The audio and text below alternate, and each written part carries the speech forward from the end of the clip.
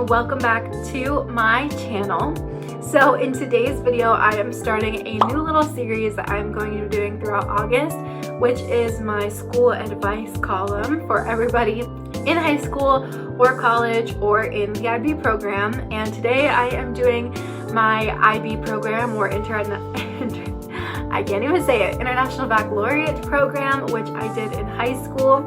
And I hope that these videos help those of you who are getting ready to start school again, or are just in need of some advice for the future, or if you are in whatever year of IB, I think that these can help you, and I'm really excited. So I hope that you guys enjoy this. IB was an amazing program, and I'm so happy that I did it because a lot of people do dual enrollment or AP, and I think dual enrollment is good for like summertime and stuff, but I personally just really like the IB program, and I'm going to talk about that more in this video. So anyway guys, I hope that you enjoy, and let's go ahead and jump into my IB advice. Oh, also before we jump in, if you are new here, welcome, and if you would like to subscribe, please hit the button down below and give this video a thumbs up before you leave for more fun videos like these. This is my IB advice. When I started writing down, I realized I had so much IB advice, and I was like, wow, I could literally do 5 videos on this. So if you are watching and you would like more IB advice, let me know in the comments down below, because I have a lot to give, and I'm going to try to keep this below 20 minutes. So we will see if I'm successful with that. My first piece of advice, the most important piece of advice, which is why I put it at the very, very beginning, is that your life is more important than anything. I had so many people in my grade who were not taking care of themselves, were not sleeping, were not eating, for various reasons, either because they were up all night studying or because they were I don't want to be too specific with this because it'll say who I'm talking about.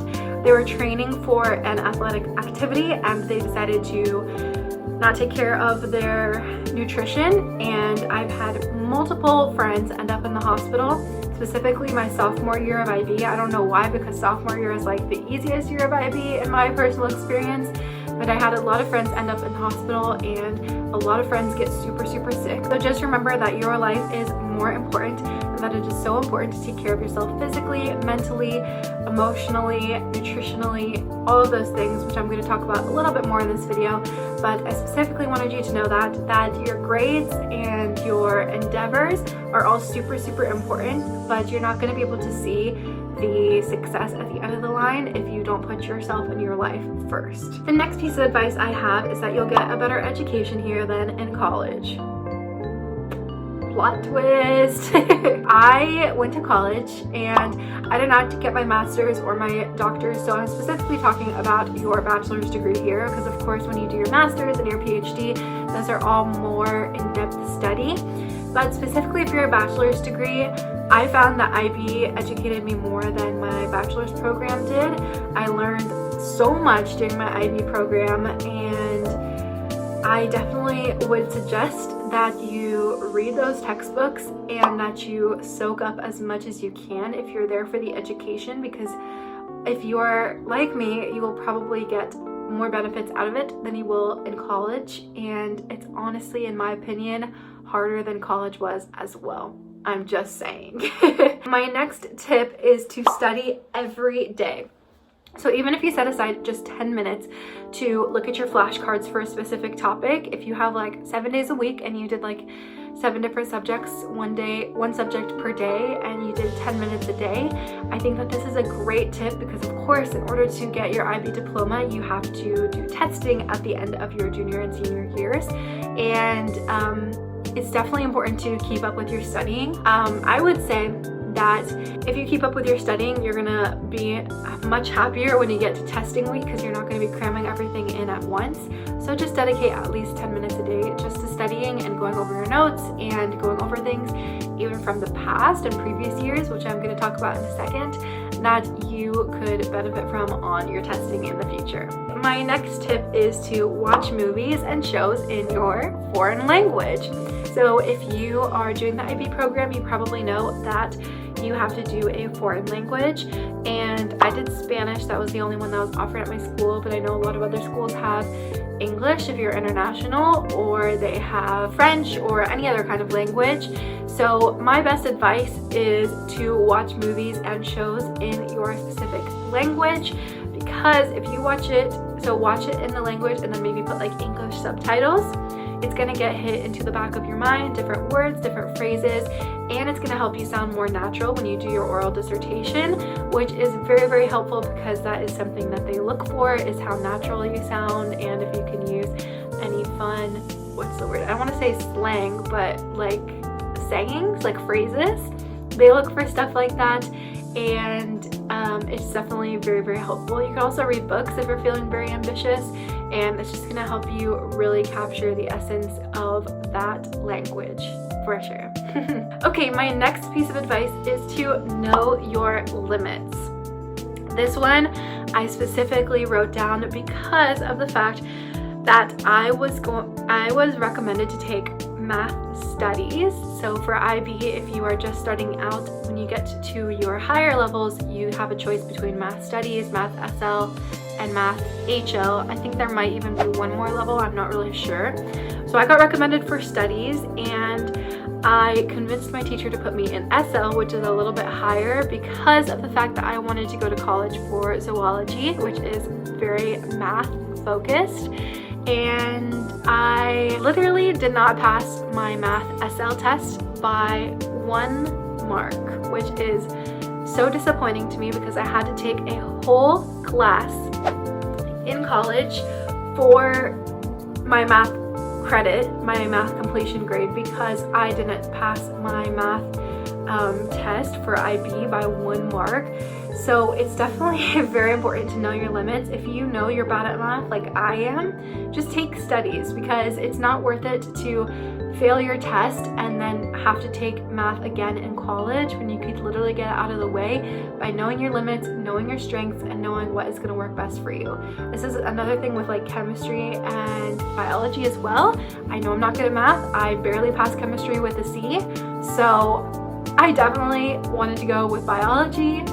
And that goes along with my next tip, which is that you should know that your plans could change. So I didn't even end up going to school for zoology, so I literally took that class for no reason, because when I went to college, I ended up switching my major from, I started with international relations, and then I transferred to humanities and cultural studies. My plans changed completely from zoology to a focus that was not in math at all. So know that your plans can change. It's definitely important, if you're passionate about something, to follow those and to stay on track with things that you need to do that. But just keep in mind in the back of your head that your plans could change in the future. And if you're like me and you're really bad at math, and you know you're going into a major that has a lot of math centered classes, I would suggest doing studies and at least passing the test, and then you can always focus on those other math credits and math classes in college. Okay, the next tip I have is to spend time in extracurriculars, at least one, I would say. This is also going to help you with your CAS, which is your service requirement, because you need creative hours. My personal favorites were drama club and choir. Those are the ones I spent a lot of time in. I also did Spanish National Honor Society, which was a lot of fun and kind of nerve-wracking, because I was a translator for parent-teacher conferences and I was not the best with Spanish. But definitely try to do some extracurriculars, because it's going to give your mind a break. It's going to help you creatively. It's going to help you with your CAS hours, and also it helps you to make friends, which is also very important as well. Plus, if you're in a really cool extracurricular, like I was with choir, we took a Disney trip every year, which was super, super fun as well. Okay, my next tip is going to be hurting my English teachers quite a bit. You don't need to read the book. I know. Bad tip, but it's so true. I think I read 1 book in entirety in all my 4 years of English. Maybe 2 actually, because 1 I think we read in class together. But you genuinely don't need to read the book. I did perfectly fine. I passed my English with, I think a 6 or maybe even a 7. I can't remember which. The scale, if you don't know, is from 1 to 7. And I passed with flying colors, and I hadn't read any of the books. The best thing with poetry your senior year is that the poetry is very easy to read because they're very short. But genuinely, you don't need to read the book. You're going to be discussing the book in class. You can look things up online. You can read sections of your book and you can look things up.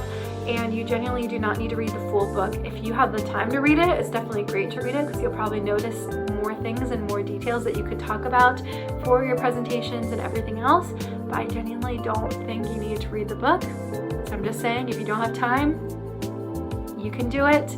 Just make sure that you're studying really hard and learning about the book so that you don't sound silly when you do your presentation.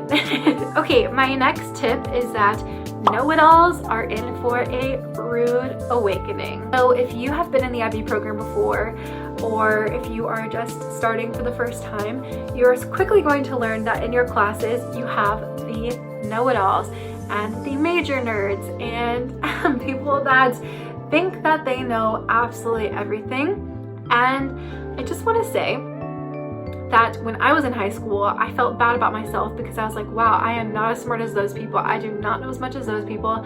I'm going to be in so much trouble. I am not going to do well in my classes. And guess what? That's not true. Sometimes, like the people who are arguing with the teachers and the people who are arguing with the professors, they honestly sometimes don't know as much as they're talking about. And it's not bad to know a lot of stuff. It's not bad to have a lot of wisdom and knowledge. But I just want to let people know that if you are not one of those people, that doesn't mean that you're any less smart or any less valuable or that you have any less of a future than those people. And in the real world, a lot of times your bosses and your professors and your colleagues and your friends shut you up real quick once you get out of high school and the know-it-all mentality, and you realize that people in the real world are not as lenient as people in your little circle in high school. So I'm just saying, sometimes you have to just kind of let them talk and then realize that they're not better than you just because they think they know everything. My next tip, of course, is don't compare, which goes along with the last one. This is really important. Don't compare grades. Don't compare who's better at what, because everybody has their own different strengths and talents. If I am better creatively, I might not be as good at math or chemistry as other people. And those people who are good at those might not be as good creatively as me. And just because I failed this one test doesn't mean that I suck at Spanish. It just might mean that I need to study more for the next test, or I had a bad night of sleep, or I had something going on that week. So try your hardest not to compare. I know it's very, very hard, but it will definitely help you in the long run to not be as stressed because you're trying to get on different levels as everybody else. I especially noticed this my senior year of everybody trying to be like the valedictorian, because everyone was like, oh, what number are you? What number are you? And I think I was in like the 20s or 30s, and I didn't really care about moving up. And people were like, what do you mean? Don't you want to be in the top? I was like, it doesn't even matter. It doesn't even say it in the program. It doesn't even, you don't even sit differently unless you're like the top 5, which I was definitely not going to be. So don't even, just try not to compare. Focus on your own journey, focus on yourself, and just focus on being the best that you can be, because nobody else is going to be able to contribute to that in any other way. My next tip is to find something to distract your mind. This is a really good one because I feel like when I was in the IB program, I didn't take this as seriously. I was studying all the time, and then I was sleeping, watched a little bit of TV, and then went to bed. I didn't really take time for myself. So it's really important to take time for yourself, whether you find a video game that you really like, or a game on your phone, or if you exercise, or if you like baking, or reading for fun, or watching movies. Some of the things I did throughout my years where I took up sewing for a little bit, didn't last very long. Exercise became a very big thing my senior year because I was trying to lose weight to work at Disney, and just any of those things that can distract your mind, just to give your mind a break from learning all the time and to give your body a break as well, will be very, very good for sure. My next tip is to color code your notes. This one I love. People made fun of me in high school for color coding my notes. So I did like my headings in one color, my subheadings in another color, my notes, and I highlighted specific things. And honestly, even though people made fun of me, I'm still happy I did it because it's so easy to go back and find specific passages that you are looking for. And I definitely recommend it because it will help you to look for things in the future, which goes along with my next tip, which is don't throw anything away from all 4 years, because when you are a senior, you might look back from your freshman year and be like, wow, I remember learning about this, but I don't know where I put those notes, and they're gone.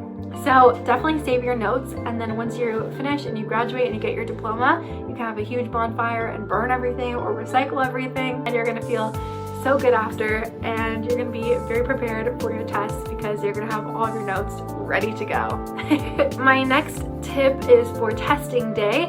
So my best tip is to bring snacks and water on your testing day. My favorite were Justin's peanut butter cups, which are basically these like dark chocolate, well, they have dark chocolate, white chocolate, and milk chocolate, but my favorite were the dark chocolate peanut butter cups. I think they're like organic or something. They are so delicious, and I brought one with me for each test, so I would eat them before the test, and it gave my mind a little bit of a sugar boost, but it also has peanut butter, so it gave me a little protein boost. And they were so good, guys, because sometimes you have like 2 to 3 tests a day, and then you're going home and studying for your test the next day. So I definitely recommend bringing snacks and water with you to keep your mind going and to keep your energy going while you're there. Also, something important throughout your whole 4 years is to form study groups and movie nights. This is something that I'm really happy that I did while I was in the IB program, because you can watch movies from all different kinds of topics.